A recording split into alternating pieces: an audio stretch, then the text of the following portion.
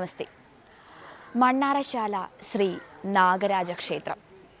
ഇവിടുത്തെ പ്രധാന പ്രതിഷ്ഠ ശ്രീ വാസുകിയും ശ്രീ സർപ്പയക്ഷി അമ്മയുമാണ്.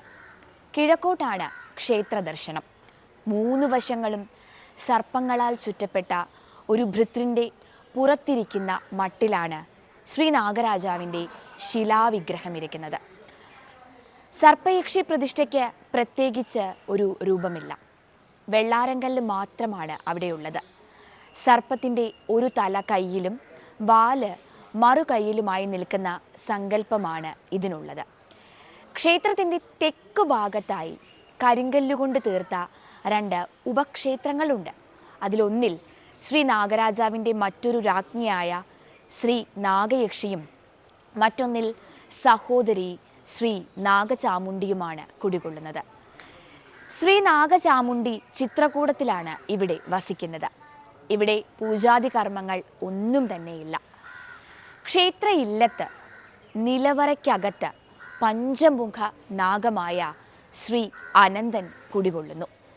നിലവറയിൽ വർഷത്തിൽ ഒരിക്കൽ മാത്രമാണ് ഇവിടെ പൂജയുള്ളത്. വല്യമ്മ തന്നെയാണ് ഇവിടെ പൂജ നടത്തുന്നത്.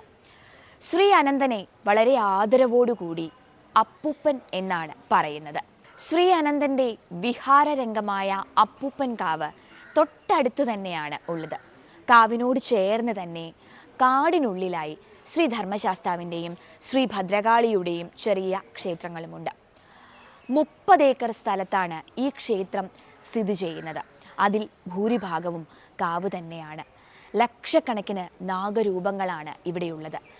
കേരളീയ ഭവനങ്ങളിൽ എല്ലാം തന്നെ നമ്മുടെ സർപ്പക്കാവുകൾ ഉണ്ടായിരുന്നതിൽ നിലനിർത്തുവാനാകാതെ വരുന്ന പരിസ്ഥിതിയിൽ അവയെ മറ്റെവിടെയെങ്കിലും കുടിയിരുത്തുന്നതാണ് നാം കാണുന്നത്. അതിനെ കാവുമാറ്റം എന്നാണ് പറയുന്നത്. മറ്റു കാവുകളിൽ നിന്നുകൊണ്ട് വരുന്ന ദേവതകളെ കുടിയിരുത്തിയിട്ടുള്ള അനേക ലക്ഷം പ്രതിഷ്ഠകൾ ഇവിടെയുണ്ട്. ഖാണ്ഡവ വനം ദഹിച്ചുകൊണ്ടിരിക്കെ പടർന്നു പന്തലിച്ച അഗ്നി ശ്രീ പരശുരാമൻ പ്രതിഷ്ഠിച്ച ക്ഷേത്ര സമീപത്ത് എത്തി. കാട്ടുതീയിൽ ഇല്ലത്തിന് ചുറ്റുമുണ്ടായിരുന്ന സർപ്പക്കാവുകൾ വെന്തു നശിച്ചു എന്നാണ് പറയുന്നത്.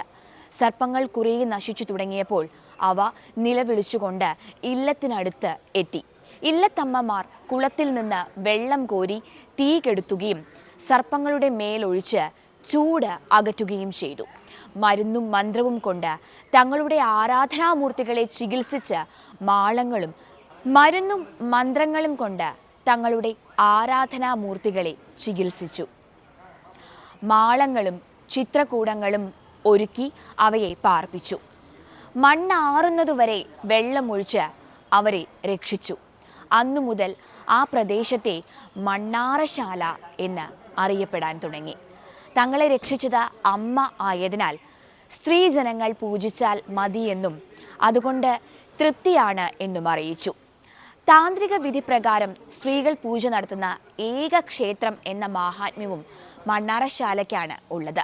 സർപ്പദൈവങ്ങളുടെ പൗരോഹിത്യ ചുമതലയുള്ള ഇല്ലത്തെ വല്യമ്മയാണ് മണ്ണാറശാല അമ്മ എന്ന് പറയുന്നത്. അമ്മ പൂജാതി കർമ്മങ്ങൾ എല്ലാം നടത്തുകയും ഭക്തജനങ്ങൾക്ക് ദർശനമരുളി അവരുടെ സങ്കടങ്ങൾക്ക് പ്രതിവിധി നിശ്ചയിക്കുകയും ചെയ്യുന്നു. ശ്രീകോവിലിൻ്റെ ഉള്ളിൽ ചില ദിവസങ്ങളിൽ അമ്മ തന്നെയാണ് പൂജ നടത്തുന്നത്.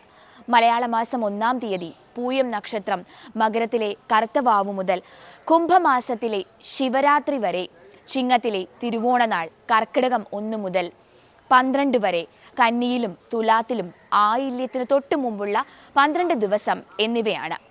ശിവരാത്രി ദിവസം ക്ഷേത്രത്തിൽ സർപ്പബലി നടത്തുന്നതും അടുത്ത ദിവസം നിലവറയിലും ശ്രീ അപ്പൂപ്പൻ കാവിലും 100 പാലും നടത്തുന്നതും അമ്മയാണ്. കന്നി, തുലാം, കുംഭം മാസങ്ങളിലെ ആയില്യവും ശിവരാത്രിയുമാണ് ഇവിടുത്തെ പ്രധാന ആഘോഷ ദിവസങ്ങൾ.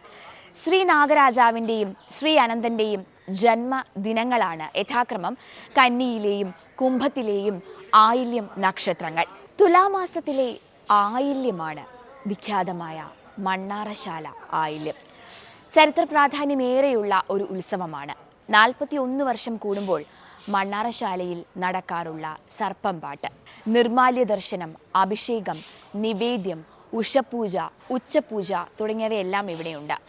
പാലും പഴവും, പാൽപ്പായസം, നിവേദ്യം, പുറ്റും മുട്ടയും, ഉപ്പും മഞ്ഞളും സർപ്പവിഗ്രഹങ്ങൾ നടയ്ക്ക് സമർപ്പിക്കലുമാണ് ഇവിടുത്തെ പ്രധാന വഴിപാട്. സർപ്പദോഷ പരിഹാരത്തിനായി ഇവിടെ നടത്തുന്ന പ്രധാന വഴിപാടുകളാണ് സർപ്പബലിയും അതുപോലെ തന്നെ നൂറും പാലും. സർപ്പബലി പൂജ അമ്മയാണ് ചെയ്യുന്നത്. വർഷത്തിൽ 15 സർപ്പബലിയാണ് ഇവിടെ നടത്താറുള്ളത്. നൂറും പാലും വഴിപാട് കന്നിമാസത്തിലെ ആയില്യം കഴിഞ്ഞു തുടങ്ങി ഇടവം 15 വരെ എല്ലാ ദിവസവും നടത്താറുണ്ട്. അല്ലാത്ത മാസങ്ങളിൽ ആയില്യം തോറുമാണ് ഇവിടെ നടത്തുന്നത്. വിവാഹം കഴിഞ്ഞ് 3 വർഷം കഴിഞ്ഞിട്ടും കുട്ടികൾ ഉണ്ടാകാത്ത ദമ്പതികൾ ഉരുളി കമഴ്ത്തൽ വഴിപാട് നടത്തുന്നതും ഇവിടുത്തെ പ്രധാനപ്പെട്ട ഒരു വഴിപാടാണ്.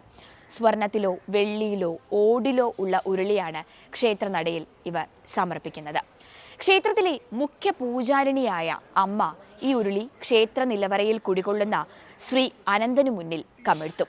കുട്ടികളുണ്ടായി 6 മാസം കഴിയുമ്പോൾ കുട്ടിയുമായി വന്ന് ഉരുളി മലർത്തൽ ചടങ്ങ് അവർ നടത്തുന്നു. അവിടെ വന്ന് ഉരുളി കമഴ്ത്തിയ ഭക്തർക്ക് നിരാശപ്പെടേണ്ടി വന്നിട്ടില്ല ഇതുവരെയും. ധാരാളം ആളുകൾ ഈ വഴിപാട് നടത്തി ഫലം കൈവരിച്ചിട്ടുണ്ട്. സർപ്പപ്രീതിയിലൂടെ ദോഷപരിഹാരങ്ങൾ അകറ്റി സർപ്പദേവത അനുഗ്രഹം ലഭ്യമാക്കുവാൻ മണ്ണാറശാലയിലെ പരിശുദ്ധ മണ്ണിന് കഴിയും.